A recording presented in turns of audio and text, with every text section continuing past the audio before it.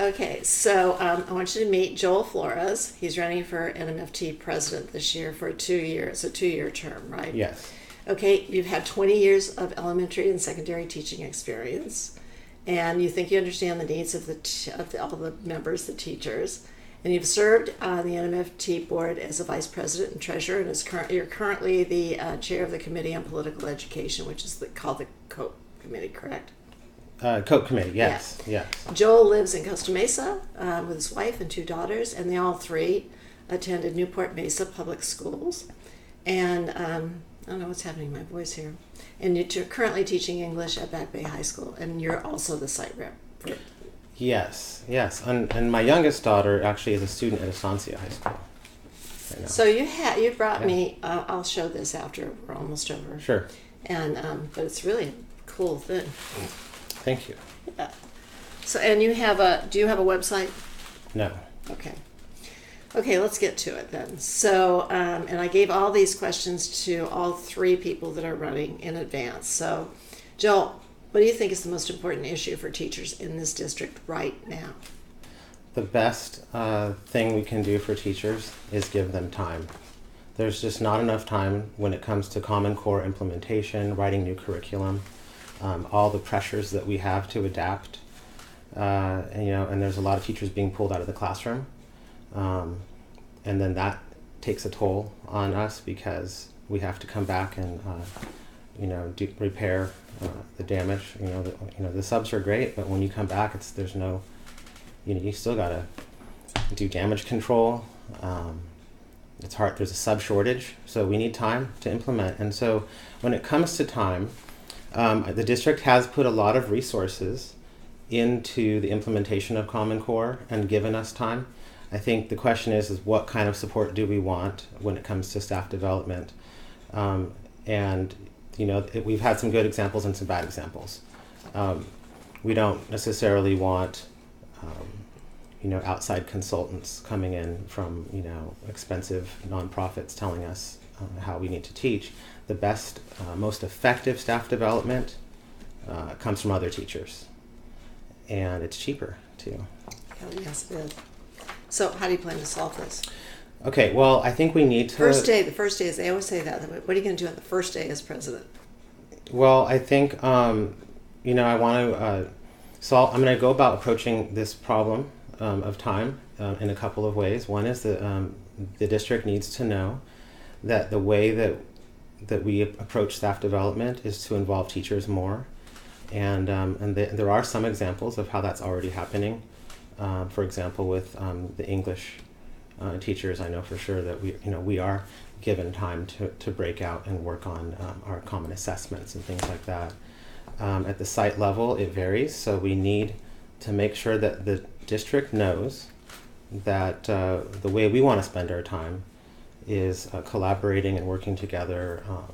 Not so much we don't value so much, having spokespersons from UCI come down, and say, here's how you got to do things. Is that happening very much? I don't know. Yeah, that it's happened at CDM. There are, for example, like with the math curriculum with SWAN, there's been outside consultants coming in, and there's been some problems with that. But again, the best staff development is led by teachers, for teachers, highlighting best practices, and then giving them time to implement it. That's what we want. We want time. Isn't that always the way, though? Isn't it? It really is. Yeah. Okay, as if you're elected president, so what do you think the president's relationship with the district should be?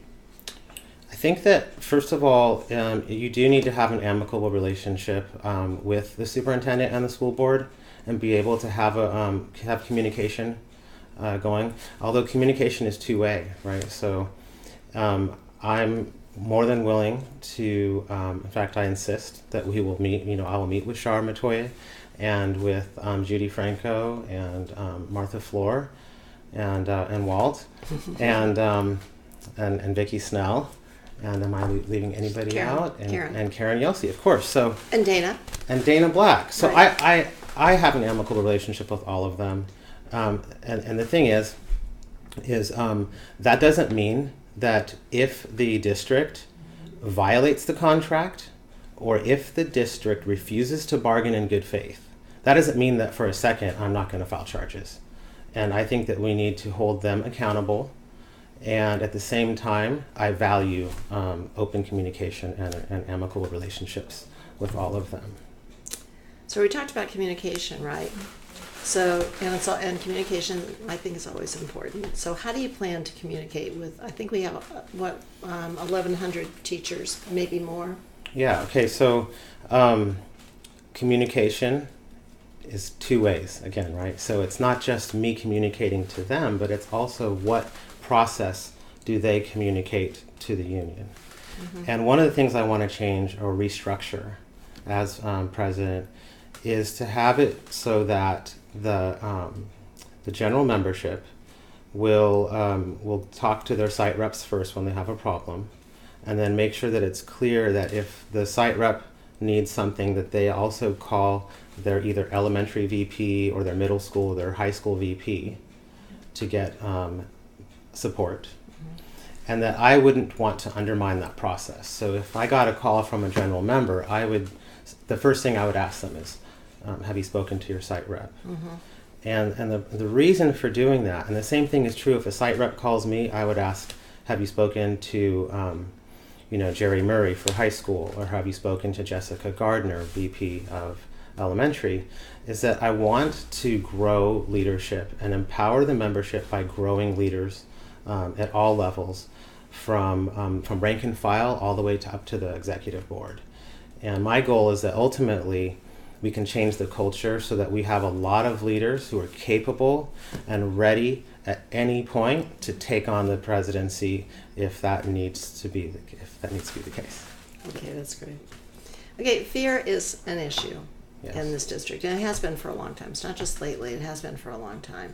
And maybe it's a little more lately, I don't know, you'd have to tell me.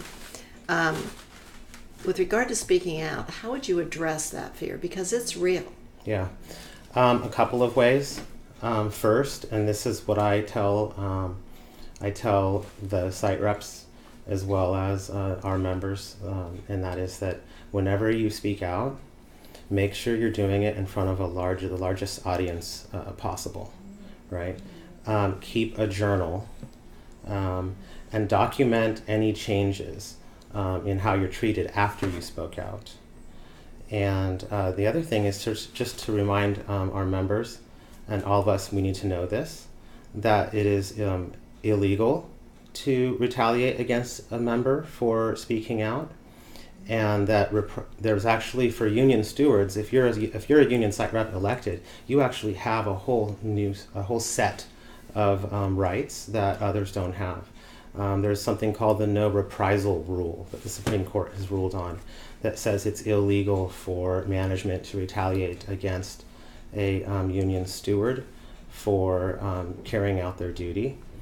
So there are protections that we just need to know what our rights are. We need to speak our mind, and we need to stand up for ourselves, but try to do it if possible. You need to do it in front of a large audience, and keep a journal.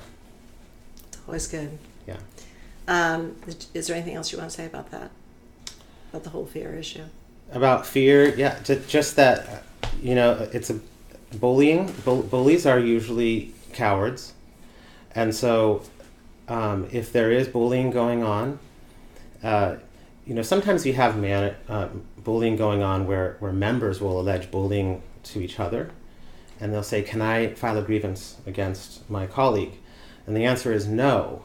But management is responsible for maintaining an environment that is bully free, right? So we can grieve management for not I actually didn't protecting. Know that. Yeah, it's their responsibility. We need to, and so that's what we need to do. We need to grieve them for not keeping that environment safe for everyone. Okay, last question. Okay. Okay, why do you think you would be the best choice for president? I always want to ask why you run, but this is better. Yeah. So first of all, if you like the way things are, you're not going to want to vote for me, because I want to radically change this union. I'm the only one who's going to effectively challenge the status quo, And the reason why is I have more than just the theory. Like I've taken union classes for about 20 years now, right? Taught a lot of the classes as well. But I also took a leave of absence, worked full-time for a year for the teachers union, and then full-time for a year for the statewide nurses union, where I had 70 hospitals in Southern California. My terrain was from LA to Orange County to San Diego. I had 70 site reps. I had twice the membership to deal with in the Kaiser hospital system than is here within Newport Mesa. And so I was filing grievances, unfair labor practice charges, attending federal mediation hearings. I had several bargaining tables open at the same time, 2 different collective bargaining agreements that I was working with and enforcing, and then providing support to the site reps as their field representative. So the experience that I gained during that leave of absence, which I took for professional growth, I knew was going to serve me well coming back to Newport Mesa, and I learned a lot. And what I want to do is empower the membership by first of all changing the way we communicate, so that members, I want to grow leadership from among the site reps and the e-board and empower them, and then we're going to build capacity for change, so that we can win a good contract, so that we can actually win something like a contract that we deserve for the respect that we deserve.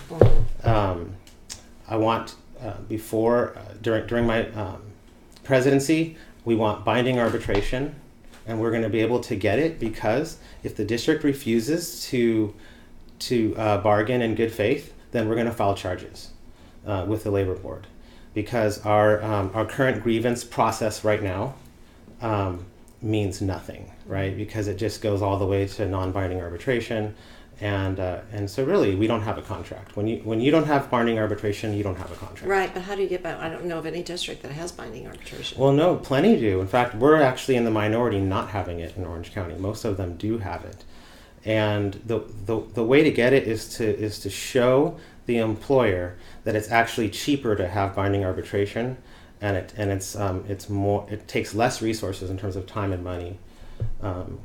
We don't want to have to go to Glendale or wherever every single time we have an unfair practice charge. Mm-hmm. So why not just have it more simple and cheaper? Right. So you have the best brochure I've seen in a long time. It's huge. So do you want to show that? Do you want to show that? Just hold it up a little bit. So yeah, this is my my flyer. Hold that a little higher. Okay. Yeah. Okay. Good. Yeah. Yeah. Very cute. Okay. Turn around. All right, and then on the back I have my promises. These are what I will achieve. Right. Okay. I'll always advocate for the best contract. Never agree to takeaways or cuts without membership consensus. Ensure all members understand the tentative agreement before recommending a vote. Improve communication. Increase union visibility at school sites. And rebuild our union's reputation. Okay. I'm sure you have an email address that you'd like to give it. Yes, it's Joel Flores .nmft@gmail.com. Okay. Joel, thank you. Thank you for having me.